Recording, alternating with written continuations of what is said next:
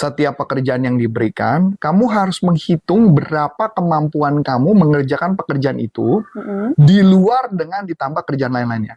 Tanpa.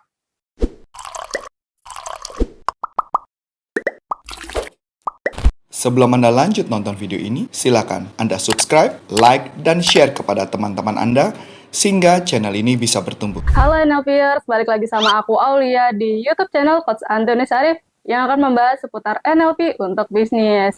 Nah, sahabat NLP, pasti pernah kan ngerasa kok kayaknya deadline udah mepet banget, terus dikejar-kejar, emosinya tuh makin-makin yang jelek banget, jadi bikin kayak nggak produktif gitu. Gimana cara nyelesain kerjaannya?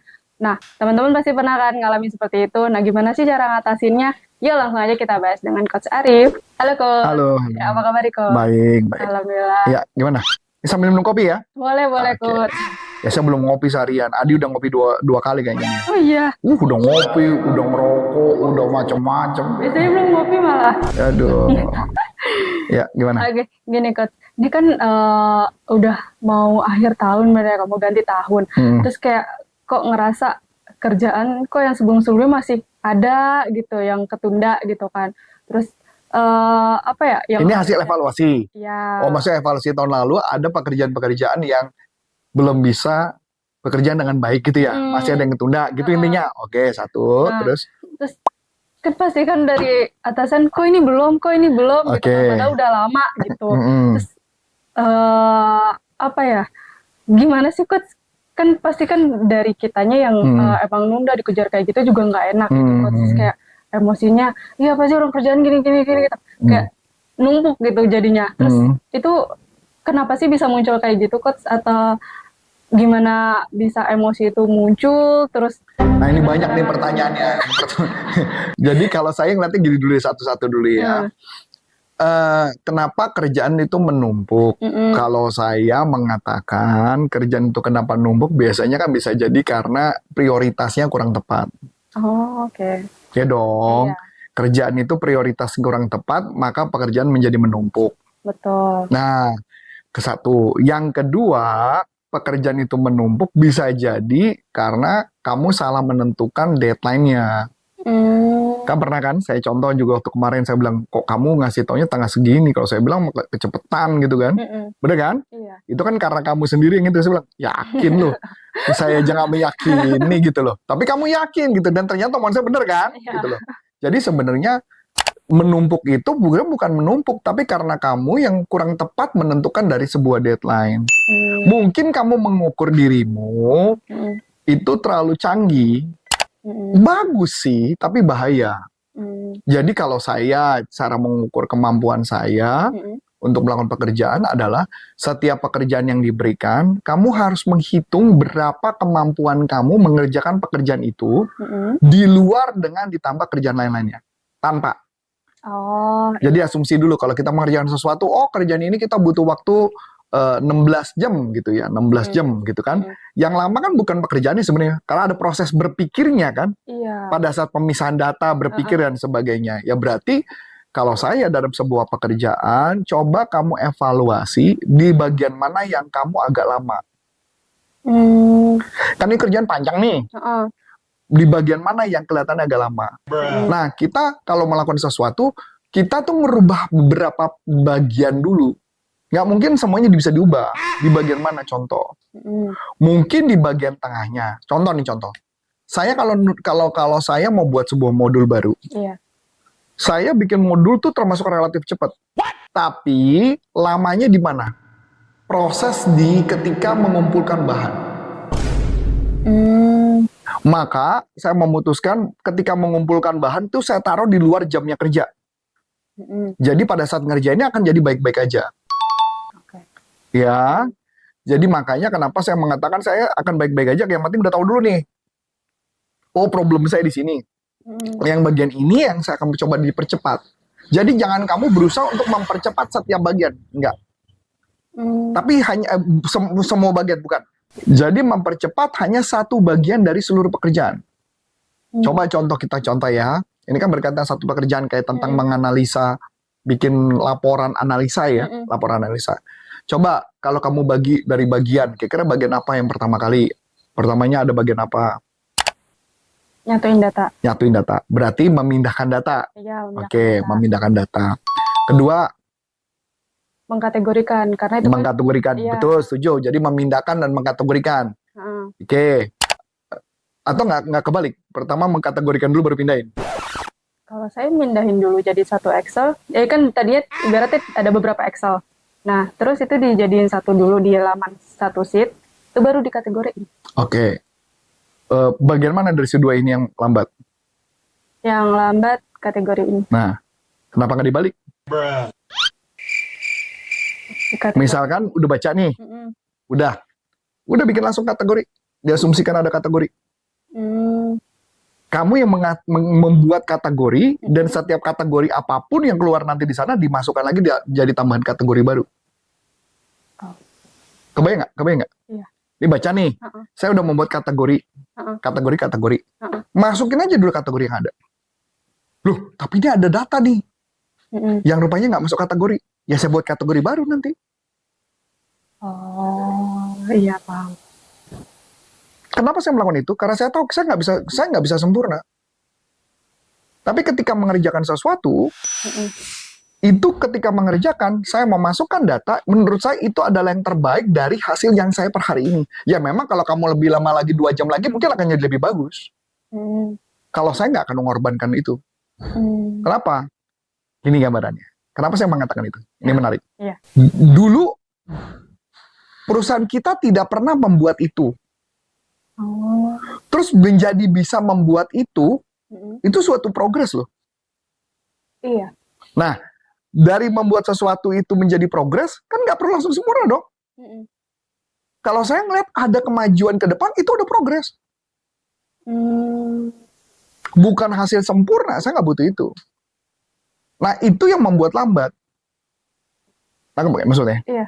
Ya, jadi tugas kita adalah melihat dari pekerjaan mana yang paling lambat, coba dibikin cara yang lebih sederhana. Ya tadi kategori. Kalau udah data dikumpulin kan kamu mabok tuh, ini mana yang gue kategorikan, ini masuk mana gitu kan?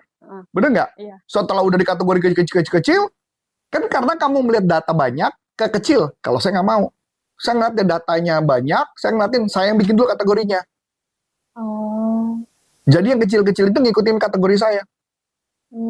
Jadi misalkan udah ada kategori, terus Saya udah buat kategori, dia harus ngikut kategori saya. Oh, berarti ini misalnya ada banyak jawaban, terus jawaban pertama kategori ini. Iya. Enggak waktu kamu ketika membuat analisa report, saya bagi langsung menjadi kategori berdasarkan selling cycle. Iya. Kan saya udah ngatur duluan. Totonya mendadak, kok ada satu yang nggak kejawab. Oh ini nambah negosiasi, baru masukin kan? Iya. Oke.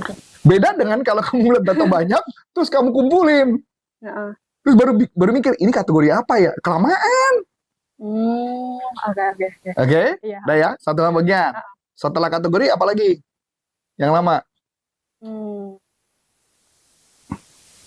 Mungkin bikin, kayak interpretasinya. Interpretasinya. Hah? Iya, interpretasi dari tiap kategori. Iya. Nah, kalau kategorinya udah saya buat kan, sebenarnya kan itu tinggal duplikasi beberapa kali kan sama. Setiap apapun, selama kita udah buat pertama kali, itu tinggal di copy paste. Kayak template. Iya. Bukankah banyak yang orang yang bikin assessment pakai modelnya template? Iya. Terus kenapa kita harus susah-susah bikin yang sesuatu yang bener dong? Iya. Masuk akal? Jadi maksud saya, ketika kita ngebuat sesuatu itu aja, orang sudah menghargai loh. Saya nggak perlu bikin yang sampai kian kayak gimana loh, tapi orang sudah menghargai. Yang penting itu yang kita buat. Makanya saya nggak pernah mau pusing tuh. Yang penting intinya udah dapet. Intinya sudah dapet. Intinya lu sudah paham, selesai.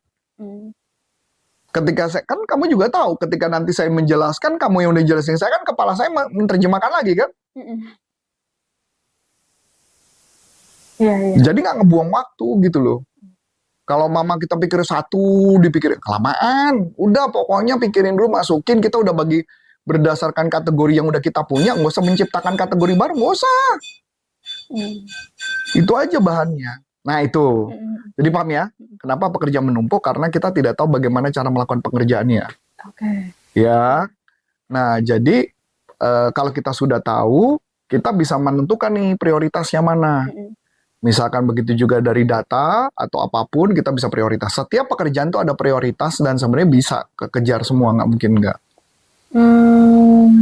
Ibaratnya di breakdown atau di parsial lagi. Betul. Mendingan ketahuan misalkan ini contoh, hari ini target, misalkan kamu kerja 6 jam selesai, tidak sempurna, nggak apa-apa.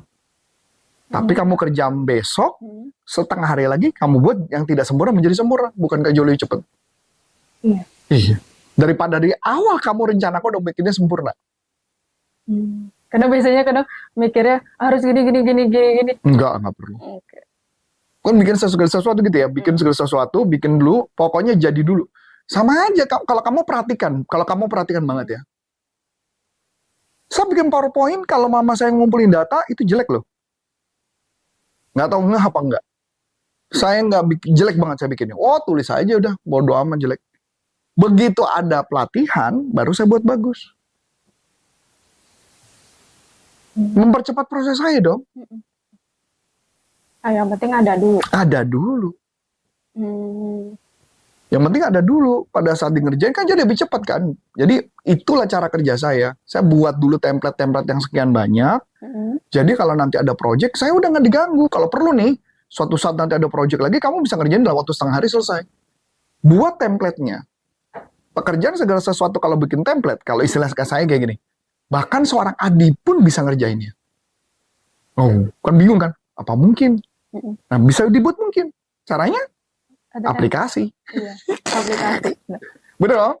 Tapi cara membuat aplikasi kan, itu mesti kamu yang interpretasi dulu di awal dong. Iya. Ya membuat kategori, iya kan? Kalau udah jadi mah, dia mah gampang aja tinggal input. Tapi kan, maksudnya itu loh. Kamu harus berpikir seakan-akan yang bisa ngerjain itu adalah siapapun yang pendidikannya nggak tinggi bisa ngerjain. Yang penting itu. Oke. Sama. Sampai sini oke? Ya. Nah, jadi kalau ngatur waktu, kalau saya kayak gitu. Cara ngatur waktunya. Ngerjain apa, saya kayak gitu. Nah, saya juga lagi dikejar-kejar nih. Dikejar-kejar apa? Saya lagi dikejar-kejar belajar. Tugasnya banyak banget. Iya kan? Hari ini, buat besok saya ngajar, saya belum ganti template PowerPoint-nya, masih di atas. Karena kan saya nggak bukan bawa komputer yang gini kan, bawa komputer yang satu, saya harus ganti dulu template-nya. Nah tugas yang ini disuruh baca buku tebel, harus bikin Rangkuman. Bukan rangkuman, ada 14 bab pertanyaan, dan setiap bab saya harus jawab. Nah itu arti makanya kenapa saya mesti ngakalin. Kalau nggak diakalin kayak gitu nggak mungkin. Nggak mungkin. Oke.